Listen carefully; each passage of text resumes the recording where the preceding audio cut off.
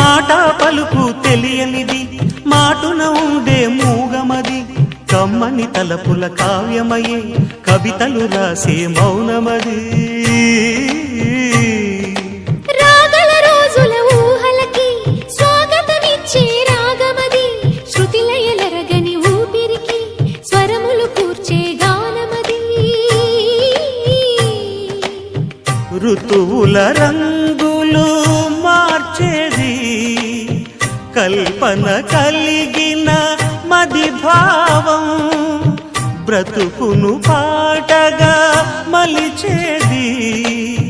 మనసున కదిలి